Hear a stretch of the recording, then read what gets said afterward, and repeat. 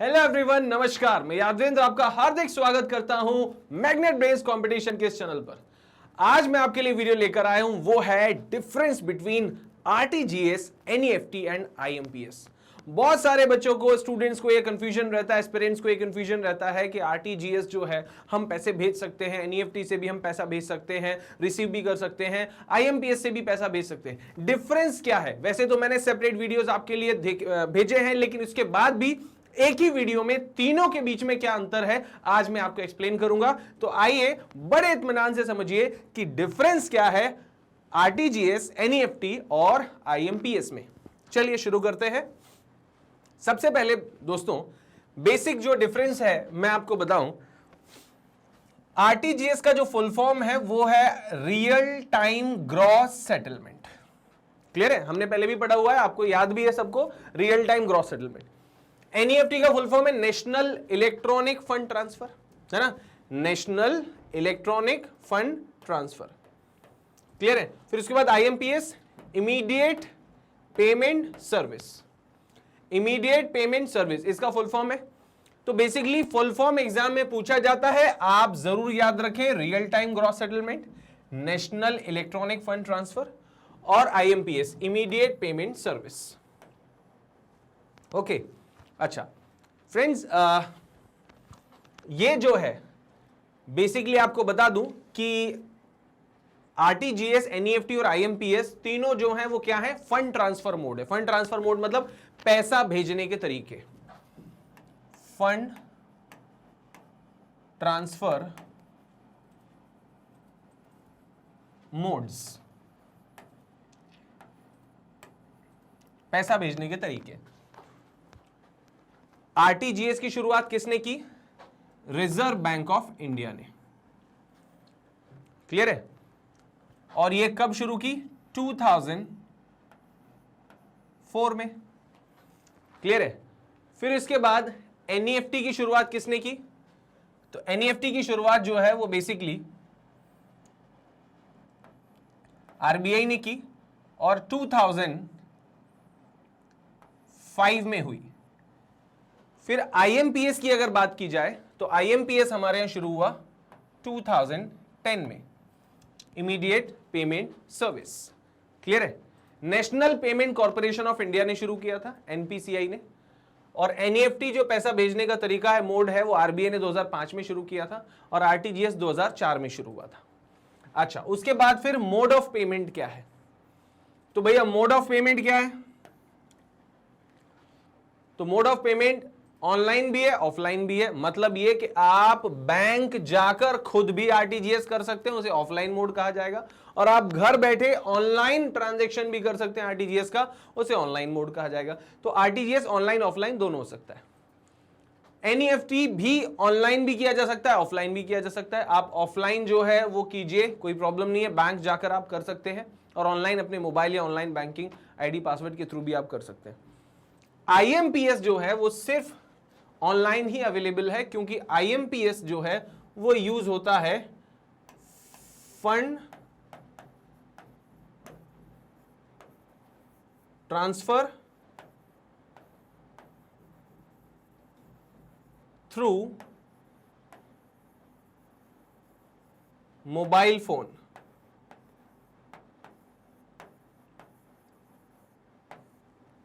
समझ रहे हैं आप? मतलब ये कि मोबाइल फोन के थ्रू फंड ट्रांसफर करने के लिए, आप समझ रहे हैं? मतलब ये कि मोबाइल फोन के थ्रू अगर आप पैसा भेजना चाहते हो तो आईएमपीएस काम में आता है, इमीडिएट पेमेंट सर्विस। ये आप याद रखेंगे, है ना? ओके, मतलब ये कि आप अगर लैपटॉप पर बैठे हुए हैं और ऑनलाइन आईडी बैंकिंग पासवर्ड का, ऑनलाइन बैंकिंग आईडी पासवर्ड का उपयोग कर रहे हैं, ऑनलाइन बैंकिंग का यूज कर रहे हैं, तो आईएमपीएस नहीं होगा, वहां आरटीजीएस और एनईएफटी हो सकता है। क्लियर है? अच्छा, अब उसके बाद फिर बात करें तो ये तो तीन तो बेसिक डिफरेंस हमने पढ़े। अब चौथा की अवेलेबिलिटी कब? तो भैया आरटीजीएस जो है किसी जमाने में वो अवेलेबल होता था, लेकिन वो ऐसे होता था कि भैया सुबह 9 बजे से शाम के 4:30 बजे तक, 9 बजे से 4:30 तक होता था अवेलेबल। मतलब इन्हीं टाइमिंग्स के बीच में सुबह 9 से शाम के 4:30 बजे तक जो है वो आरटीजीएस हुआ करता था। लेकिन अब 24 घंटे ये सुविधा उपलब्ध है। 24/7 साल भर 365 दिन ये सुविधा उपलब्ध है, क्योंकि RBI reserve bank of India banking transactions को बढ़ावा देना चाहते हैं, कैशलेस इकोनॉमी की तरफ बढ़ना चाहते हैं। कैशलेस मतलब हमें कैश, नोट, सिक्को इन सब की जरूरत ही ना पड़े, हम ऑनलाइन ही ट्रांजैक्शन कर सके। इसलिए जो है अब बेसिकली सुविधा दी गई है कि अब टाइम बाउंडेड नहीं है। पहले क्या होता था, 9 से 4:30 बजे के बीच में ही आरटीजीएस ट्रांजैक्शन परफॉर्म हुआ करते थे। एनईएफटी का भी टाइमिंग था सुबह 7 बजे से, सॉरी सुबह 8 बजे से जो है टाइमिंग था एनईएफटी का, 8 बजे से, और वो शाम को 7 बजे तक था। सुबह 8 से शाम के 7 बजे तक कुल 1-1 घंटे के बैचेस में पैसा ट्रांसफर होता था, है ना। तो ये भी जो है वो इन टाइमिंग्स में ही होता था। आईएमपीएस जरूर हालांकि 24 आवर सर्विस शुरू से ही अवेलेबल है, क्योंकि मोबाइल के थ्रू करते हैं तो आप रात में, दिन में कभी भी ट्रांजैक्शन कर सकते हैं, लेकिन इनके लिए टाइम बाउंडेड था। लेकिन अब जो है टाइम बाउंडेड नहीं है 2019 के बाद से। अब बेसिकली 24 घंटे ये सुविधा उपलब्ध है। कौन कौन सी? आरटीजीएस की, एनईएफटी की, और ये तो पहले से ही है। मतलब ये डिफरेंस नहीं हुआ, ये तो तुलना हो गई, कंपैरिजन हो गया, और ये तुलना एकदम बराबर है। मतलब ये कि ये कॉमन जो है इनमें एक फीचर ये है कि आरटीजीएस हो, चाहे एनईएफटी हो, चाहे एमपीएस, ये 24 घंटे 365 दिन ये सुविधा उपलब्ध है। अच्छा, उसके बाद फिर बात करें तो ये जो आरटीजीएस है ये रियल टाइम बेसिस का सेटलमेंट है। रियल टाइम मतलब ये कि आपने कहा पैसे भेज दीजिए, मोबाइल से बोला आरटीजीएस करने को, या खुद बैंक जाके बोला आरटीजीएस, तो जैसे ही बोला वैसे ही पैसा चला जाएगा। ये रियल टाइम है, वास्तविक समय में होने वाला है, वेटिंग पीरियड नहीं है, वेट नहीं कराएगा, ये आपको तुरंत हो जाएगा। अच्छा, एनईएफटी जो है it is not a real time process, ये रियल टाइम प्रोसेस नहीं है। अब आप बोलोगे सर क्यों नहीं है रियल टाइम प्रोसेस? तो एनईएफटी में जो पैसा है वो रियल टाइम में नहीं, बैचेस में ट्रांसफर होता है, और इसमें 24 घंटे ये सुविधा है, और हर 1 घंटे में 2 बैच होते हैं, मतलब 24 घंटे में 48 बैचेस होते हैं। आधे आधे घंटे के 48 बैच जो है ट्रांसफर होते हैं। फॉर एग्जाम्पल, अगर सुबह 11 बजे से लेकर सुबह 11:30 बजे तक 10 लोगों ने इंस्ट्रक्शन दिया है कि उन्हें एनईएफटी करना है, तो उन 10 लोगों का पैसा एक साथ 11:30 बजे एक बैच बनाकर भेज दिया जाएगा। वो पूरा आधा घंटे का बैच कहलाएगा। तो कहने का मतलब मेरा यह है कि बेसिकली आधे आधे घंटे के 48 बैचेस होते हैं, और उनमें पैसा एक साथ ट्रांसफर किया जाता है। यहां पर भैया ये भी रियल टाइम है, क्योंकि ये तो शुरू से रियल टाइम है, तुरंत पैसा रात में चाहे दिन में कभी भी आप पैसा भेज सकते हो। तो ये मैंने कुछ डिफरेंस आपको समझाने की कोशिश किए हैं। अब आगे अगले पेज पर आपको लिए चलता हूं मैं, और क्या डिफरेंस है इनमें।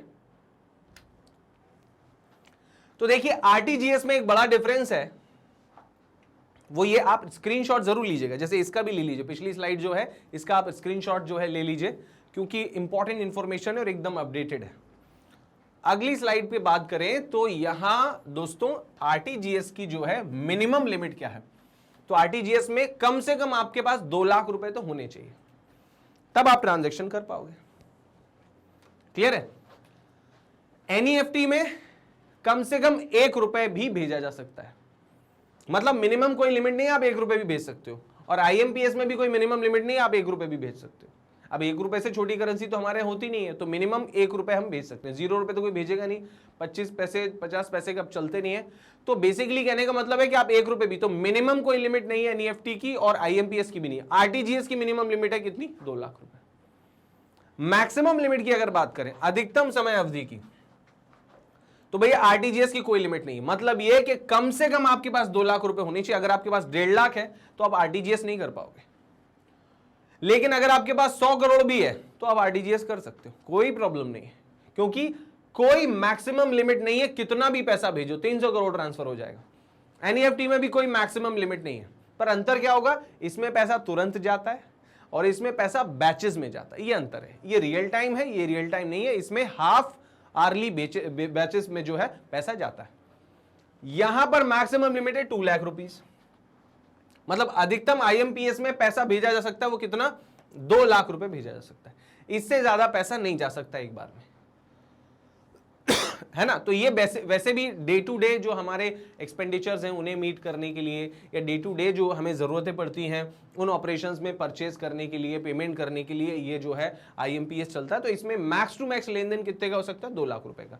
यहाँ पर 200 करोड़ का भी हो सकता है, यहाँ पे भी कितना भी 200 250 कितना भी करोड़ का हो सकता है। तो कुल मिला के आपको बता दूं कि यहां तो 1 रुपए से लेके कितना भी हो जाएगा NEFT में। फिर यहां मिनिमम लिमिट क्यों रखी गई? यहां मिनिमम लिमिट इसलिए रखी गई ताकि यहां भीड़ कम रहे, रश कम रहे, कंजक्शन कम रहे, तुरंत रिस्पॉन्स कर पाए। देखिए सिंपल सी बात है, अगर कोई टीचर एक साथ 500 बच्चों को किसी ऑफलाइन क्लास में बैठ के स्कूल में या कॉलेज में पढ़ा रहा है, तो हर बच्चे के क्वेश्चन का जवाब दे पाना उसके लिए पॉसिबल नहीं है। वो 1-2 बच्चे से क्वेश्चन पूछ सकता है, सबसे नहीं पूछ सकता, या सबके क्वेश्चन का जवाब नहीं दे सकता। लेकिन अगर उसे मौका मिले कि वो एक एक बच्चे से क्वेश्चन पूछे तो तुरंत रिस्पॉन्स हो पाएगा, है ना। जिस बच्चे का नंबर पहले आएगा उससे क्वेश्चन पूछेगा, उसका आंसर लेगा और मार्किंग हो जाएगी उसकी। तो वो ज्यादा इफेक्टिव है 1-to-1। यहां पर भी वही बात है कि अगर आप फास्ट कम्युनिकेशन चाहते हैं तो पहले आओ पहले पाओ वाला कॉन्सेप्ट है कि आप जो है 2 लाख रुपए का जो है वो कम से कम अगर लेन देन करेंगे तो उसमें क्या होगा, देश में 99% लोग जो हैं वो ऐसे होंगे, 99% लोग ऐसे होंगे जिन्हें 2 लाख रुपए नहीं भेजने होते। आप खुद बताओ, क्या हर आदमी हर दिन 2 लाख का लेन देन करता है? नहीं करता। लोगों को तो सालों हो जाते हैं, वर्षों बीत जाते हैं, कोई 2 लाख रुपए का लेन देन नहीं करता। तो यहां पर 2 लाख रुपए का लेन देन ना के बराबर लोग करते हैं, 1% लोग ही करते हैं। तो जब इसका मतलब यह है कि RTGS ट्रांजैक्शन के लिए केवल 1% लोग ही, कितने? 1% लोग ही जो है वो अप्लाई करेंगे, मतलब यहां भीड़ कम रहेगी। इस वजह से ये रियल टाइम प्रोसेस है, रियल टाइम ग्रॉस सेटलमेंट। इसलिए ये रियल टाइम है क्योंकि भीड़ कम रहती है, तुरंत रिस्पॉन्स किया जा सकता है। और ये आधे घंटे के बैचेस में क्यों भेजते हैं? क्योंकि यहां भीड़ होती है। क्योंकि यहां पर कोई 10 रुपए भी भेज सकता है, कोई 50 रुपए भी, कोई 500 रुपए भी, कोई 5 लाख भी, कोई 5 करोड़ भी। तो यहां पर सारी भीड़ है, तो इस वजह से आधे घंटे के बैच बना के उन्हें डिवाइड किया जाता है, रश कम किया जाता है और इकट्ठे पैसे भेजे जाते हैं। और यहां पर 1 by 1 एक एक करके पैसे, पहले मिस्टर ए ने इंस्ट्रक्शन दिया तो पहले मिस्टर ए का पैसा जाएगा, फिर बी ने इंस्ट्रक्शन दिया तो बी का पैसा जाएगा, फिर सी ने बोला है तो सी का पैसा जाएगा। जो पहले इंस्ट्रक्शन देगा, जो पहले रिक्वेस्ट करेगा, उसका पहले पैसा जाएगा। और यहां पर क्या होता है, जितनों ने भी आधे घंटे के बीच में रिक्वेस्ट की है, एक साथ आधे घंटे का बैच बना के उनका पैसा सबका एक साथ ट्रांसफर होता है। तो ये NEFT है। और IMPS भी रियल है क्योंकि इसमें अमाउंट भी कम है ना, 24 घंटे सुविधा उपलब्ध है ना, कम अमाउंट है इसलिए तुरंत पैसा इसमें ट्रांसफर होता रहता है, इंस्टेंट। अब इसके बाद बात करें तो transaction charges for inward and online transaction there are no charges. RTGS में अगर आपको पैसा प्राप्त करना है तो कोई चार्जेस नहीं है। और दूसरी बात, अगर आप ऑनलाइन ट्रांजैक्शन कर रहे हो तो भी कोई चार्जेस नहीं है। लेकिन बैंक जाकर अगर आप करोगे तो RTGS में चार्जेस लगेंगे, जो कि 5 रुपए से 55 रुपए तक हो सकते हैं, और जब जितना बड़ा अमाउंट होगा उससे भी ज्यादा हो सकते हैं। ध्यान रहे, फिर से मैं क्या बोल रहा हूं, अगर इनवर्ड ट्रांजैक्शन है, इनवर्ड मतलब कहीं से पैसा आ रहा है, तो बिल्कुल फ्री है, कोई दिक्कत नहीं है आपको RTGS। अगर आपको RTGS मिल रहा है तो आपको कोई चार्जेस नहीं लगेंगे। और दूसरी बात यह कि अगर आप किसी को भेज रहे हो RTGS, लेकिन वो ऑनलाइन भेजा है, मतलब घर बैठे मोबाइल से या ऑनलाइन बैंकिंग से आप भेज रहे हो लैपटॉप के थ्रू, तो भी फ्री है। RTGS में पैसा कब लगेगा? जब आप बैंक जाके RTGS करोगे। मतलब कुल मिला के ऑनलाइन बैंकिंग को, कैशलेस बैंकिंग को बढ़ावा देना चाहते हैं। NEFT में क्या है, charges would be applicable on outward transactions. Inward में मतलब पैसा आने पर कोई चार्जेस नहीं है, पैसा जाने पर चार्जेस है NEFT में। क्लियर है? मतलब ये कि पैसा जाएगा तो चार्ज लगेगा, है ना। अब चाहे वो ऑनलाइन हो चाहे ऑफलाइन हो, चाहे, है ना, तो वो आउटवर्ड पर जो है पैसा लगना है। यहां पर इनवर्ड पर मतलब पैसा आने पर कोई चार्जेस नहीं है, NEFT पैसा भेजने पर चार्ज लगेगा। IMPS में the bank individually decide the charges for remittance through IMPS। मतलब ये कि बैंक टू बैंक जो है डिफर करता है, ये किस बैंक से आप सर्विसेज ले रहे हो, किस बैंक का ऐप यूज कर रहे हो, किस बैंक का अकाउंट यूज कर रहे हो, उस पर डिपेंड करता है कि वो IMPS का चार्ज ले रहा है कि नहीं ले रहा है। ये बैंक टू बैंक वेरी करता है, मतलब इसको आप ये नहीं कह सकते इतना ही लगना चाहिए, ये बैंक के ऊपर निर्भर करता है उसे कितना लेना है। अच्छा, अकाउंट की रिक्वायरमेंट बताएं, तो अगर आपको RTGS करना है तो आरटीजीएस करने के लिए पैसा भेजने वाले मतलब सेंडर और पैसा प्राप्त करने वाले मतलब रिसीवर, दोनों के पास बैंक खाता होना जरूरी है। मतलब मैं आरटीजीएस तभी कर पाऊंगा जब मेरे पास बैंक अकाउंट होगा, और सामने वाला आरटीजीएस का पैसा तभी एक्सेप्ट कर पाएगा जब उसके पास बैंक अकाउंट। मतलब एक बैंक अकाउंट वाला ही बैंक अकाउंट वाले को ही पैसा भेज सकता है। अगर हम दोनों में से किसी के पास बैंक अकाउंट नहीं है तो हम आरटीजीएस का ट्रांजैक्शन नहीं कर सकते। क्लियर? फिर बात करें तो एनईएफटी है, in cash up to 50,000 rupees. मतलब ये कि मान लीजिए मेरे पास बैंक अकाउंट नहीं है, मेरे पास कैश है, लेकिन मुझे किसी को एनईएफटी करना है, तो मैं किसी बैंक में जाऊंगा, डिपॉजिट स्लिप उठाऊंगा, उसमें जो एनईएफटी वाली स्लिप है उस व्यक्ति की जानकारी, अकाउंट नंबर सब मेंशन करूंगा, किस बैंक में उसका अकाउंट है, कौन सा अकाउंट नंबर है, आईएफएससी कोड वगैरह सब कुछ लिखकर एनईएफटी हो जाएगा। मेरे पास भले ही बैंक अकाउंट होना हो, कोई प्रॉब्लम नहीं। लेकिन अगर मुझे पैसा रिसीव करना है एनईएफटी में तो अकाउंट होना ही चाहिए। भेजने वाले के पास जरूरी नहीं है, लेकिन वो कब तक जरूरी नहीं है? मैं बिना अकाउंट के एनईएफटी तब तक कर सकता हूं जब तक मुझे 50,000 रुपए देने हो, तब तक कर सकता हूं मैं, बस उसके बाद नहीं कर सकता। कब तक कर सकता हूं? 50,000 रुपए तक। लेकिन अगर मुझे 55,000 रुपए भेजने हैं तो फिर भैया मैं एनईएफटी नहीं कर सकता जब तक मेरे पास बैंक अकाउंट ना हो। मतलब यह कि 50,000 से ज्यादा अगर भेजना है तो एनईएफटी के लिए पैसा भेजने वाले और पैसा रिसीव करने दोनों के पास बैंक अकाउंट होना जरूरी है। फिर यहां बात करें तो भैया आईएमपीएस में भी जो है पैसा भेजने वाले और प्राप्त करने वाले दोनों के पास, सेंडर और रिसीवर दोनों के पास बैंक अकाउंट होना चाहिए। फॉर एग्जांपल अगर आप गूगल पे कर रहे हो, फोन पे कर रहे हो, कोई भी यूपीआई ट्रांजैक्शन कर रहे हो, वो सब आईएमपीएस है। मोबाइल के थ्रू जो भी आप पेमेंट्स कर रहे हो वो सब आईएमपीएस है। तो क्या आप बताओ, अगर किसी के पास बैंक अकाउंट नहीं है तो क्या आईएमपीएस हो सकता है? नहीं हो सकता। दोनों तरफ बैंक अकाउंट होना चाहिए। आप बोलोगे बेटा मेरे को गूगल पे कर दो यार, लेकिन गूगल पे अगर आप करवाओगे किसी से तो पैसा रिसीव कहां करोगे? अकाउंट में ना।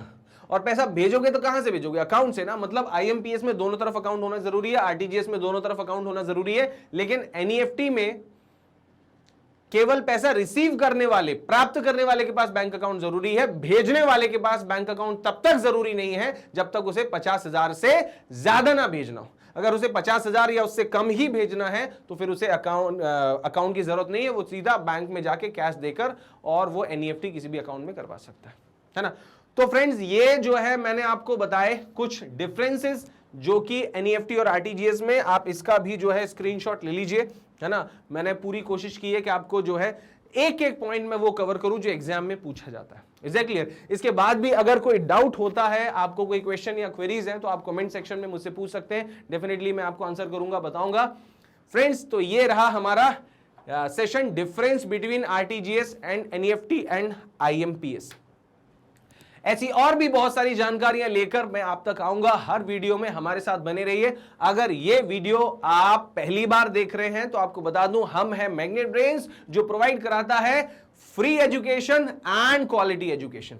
तो अगर आप क्वालिटी एजुकेशन की इच्छा रखते हैं, आपको गुणवत्ता वाली शिक्षा चाहिए, तो आप मैग्नेट ब्रेन्स पर आइए, वो भी निशुल्क, बिना किसी पेड सब्सक्रिप्शन के। आपको करना सिर्फ इतना है कि आप मैग्नेट ब्रेन्स कंपटीशन की वेबसाइट पर जाइए, उसे सब्सक्राइब कीजिए। ध्यान रखिए मैं नाम क्या ले रहा हूं, मैग्नेट ब्रेन्स कंपटीशन। ये जो है वो चैनल है, यूट्यूब चैनल है, वहां पर आप जाएंगे, इसे सब्सक्राइब करेंगे तो हमारे सारे वीडियोस कॉम्पिटिटिव एग्जाम से रिलेटेड आपको अवेलेबल रहेंगे, जिन्हें आप फ्री ऑफ कॉस्ट जो है डेली बेसिस पर देख सकते हैं, अपडेट कर सकते हैं। क्लियर है? और अगर आप वेबसाइट के थ्रू जाना चाहते हैं तो आप magnetbrains.com ओपन कीजिए, और जैसे ही आप ओपन करेंगे इस तरह से ये पेज ओपन होगा वेबसाइट का।